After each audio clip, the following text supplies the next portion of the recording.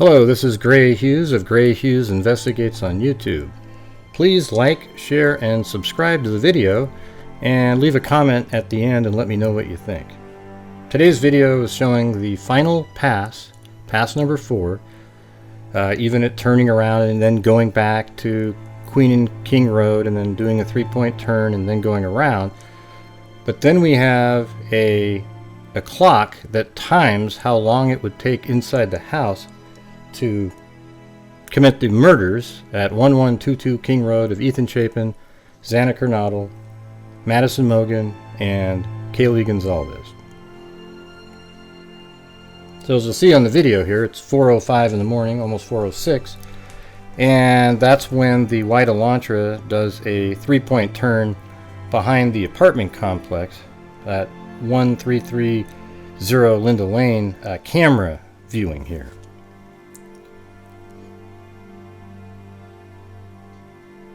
That isn't the 3-point turn, by the way, that is mentioned on the probable cause.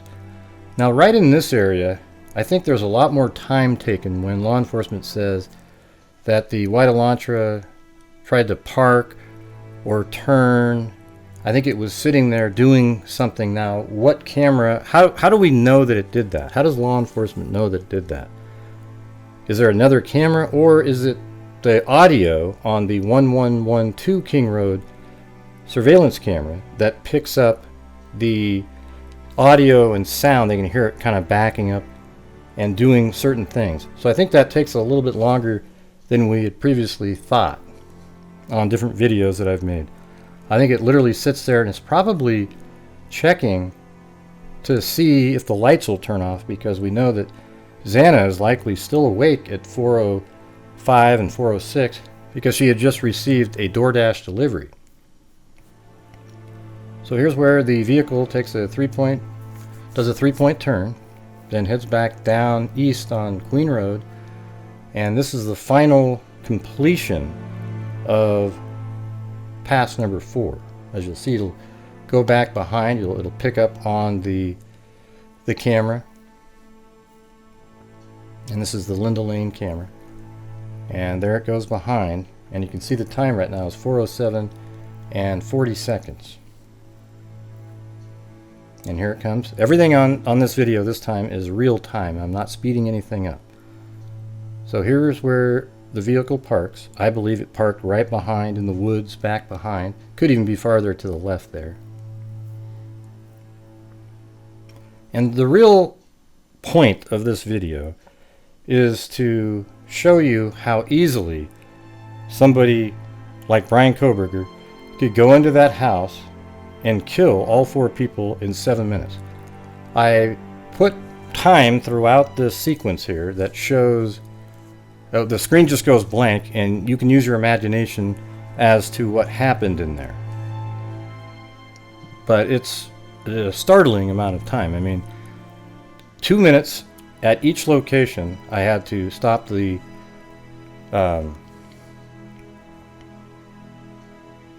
2 minutes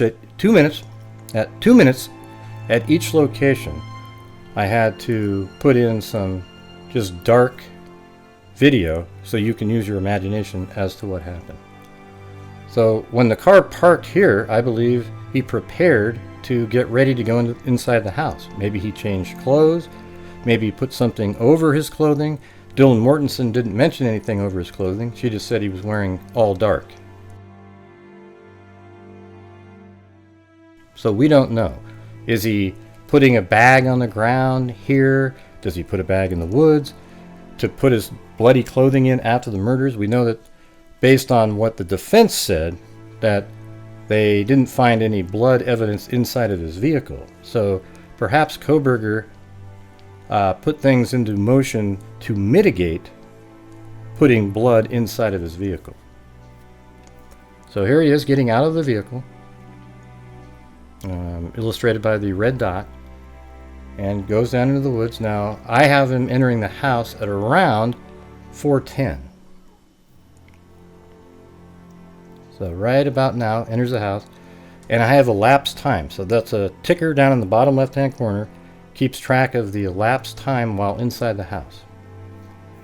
I also believe that when Dylan heard what sounded like Kaylee playing with the dog, that's when the attack occurred, and that's right around here at 4:10.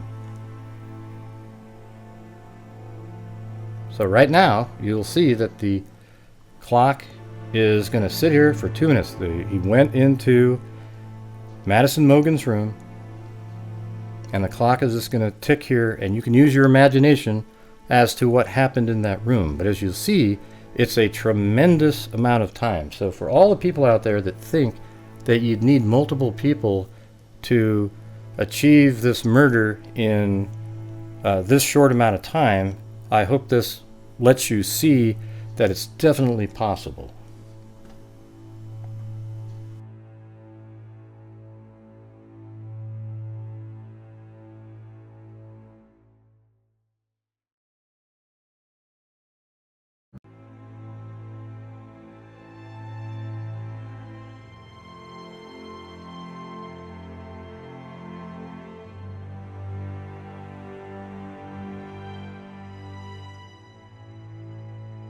I mean, this is the room where you had the knife sheath.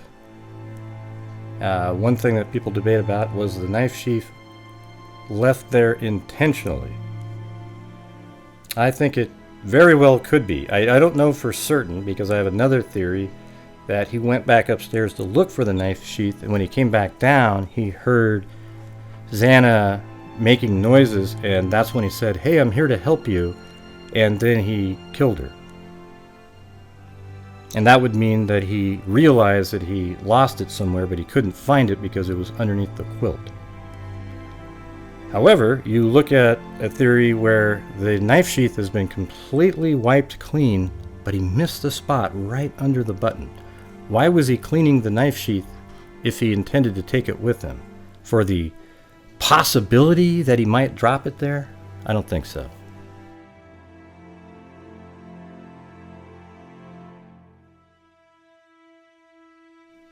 So look at all this time that this was taking here.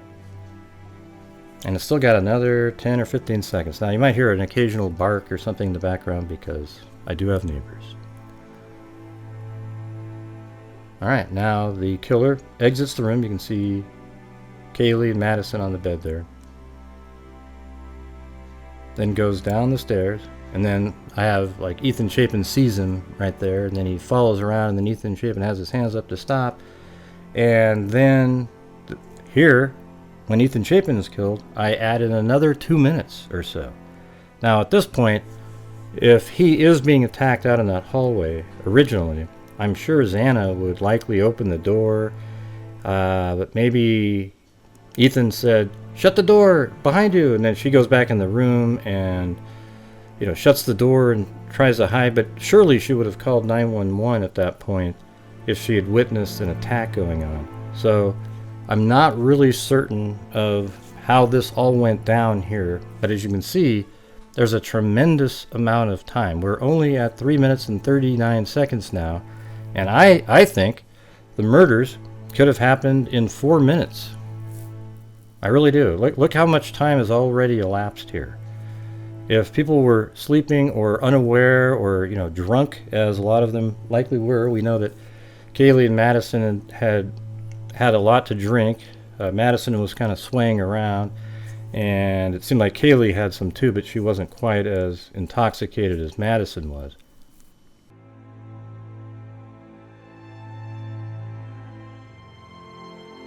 So as you can see, we still have another 40 seconds or so just in that hallway, just to try to fill in the time here. So there's still a battle going in the hallway. See, I would think that he attacked Ethan and Xana almost simultaneously, because if there's this much time here, surely somebody would have made a phone call.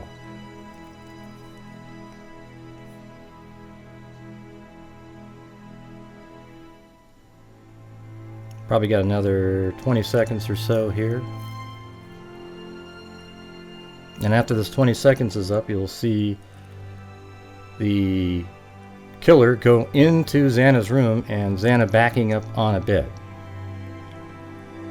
You know, and then again, now you need to use your imagination as to what may have happened inside that room.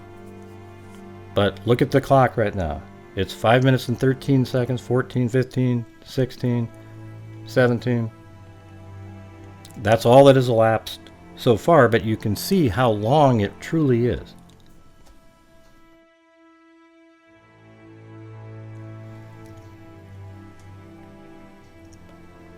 And this one I have like at a minute 50 worth of time. Ish.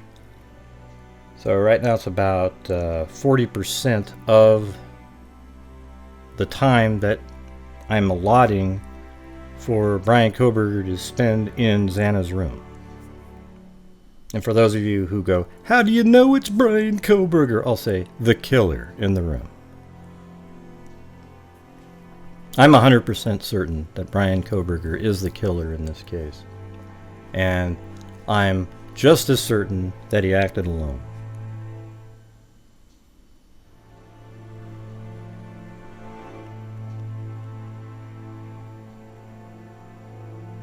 And so this is real time. So hopefully you're sitting there and you can use your imagination as to what's going on in these rooms here and in the hallway. And you can see how much time it is. I hope this is starting to let people know, oh wow, that really is a lot of time. Because the walking that I'm doing is absolutely natural speed when you see the 3D animation. So here we go. Kohberger now looking at his handiwork, exits the room, probably shut the door, maybe moved Ethan around. And then right here you can see Dylan Mortensen looking out the door there, then makes the turn and then goes out the door. And as you can see, that took a total of 7 minutes and 9 or 10 seconds.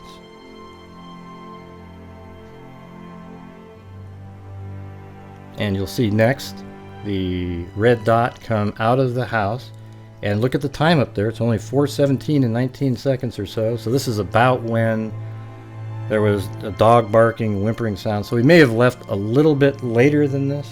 But again, when the car speeds away at 4:20, that means there's another 2 minutes or so after Kohberger gets to his white Elantra parked behind the building. So at this point, it might be where he took off all of the bloody clothing that he had on and put that into a plastic bag and tried to minimize completely the blood exposure to his own vehicle. I'm sure he wore gloves, obviously, because there was no touch DNA on the knife sheath other than the underside of that button. So if he had been holding the knife sheath, there would be DNA all over it. If he'd been holding it with his bare hand, that is.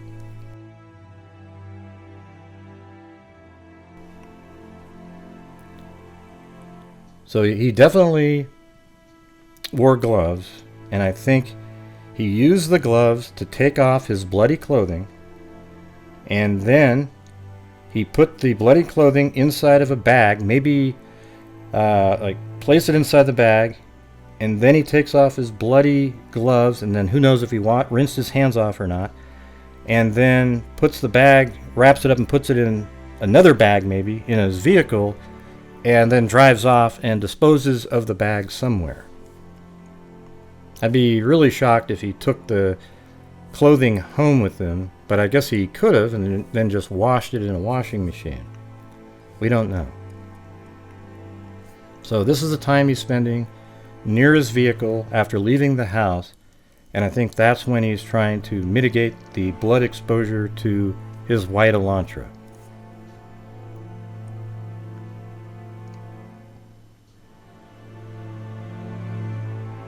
And as you can see, this is quite a bit of time to be able to change clothes and get out of the bloody clothing, put it in the bag, etc., etc.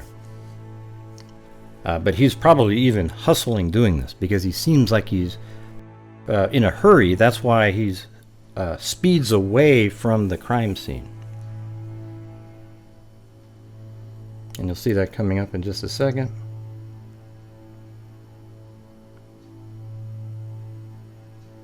So I have it timed right around 4:20. So just realize that the time inside the house was the elapsed time of 7 minutes and 10 seconds.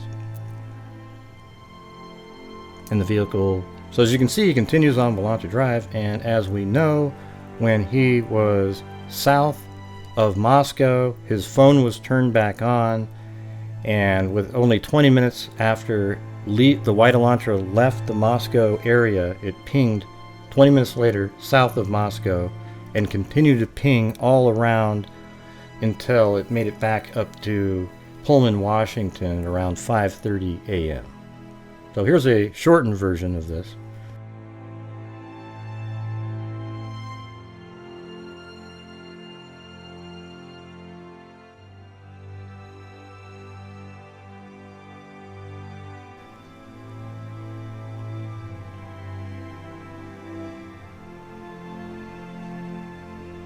And this is inside Maddison's room.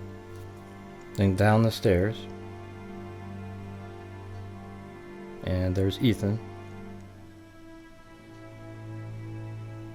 And turns the corner.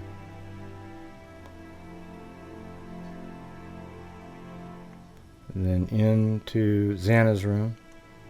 Killed both of them. Then exits the room.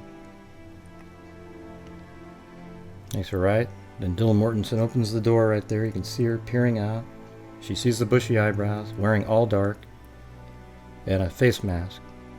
And that's it, everybody. So thank you very much for watching. Let me know what you think in the comment section. I think this video certainly shows that a killer could easily have killed all 4 victims within that 7-minute time frame, and even much sooner. So thank you very much for watching. And as I always say, everybody, until next time, be safe out there.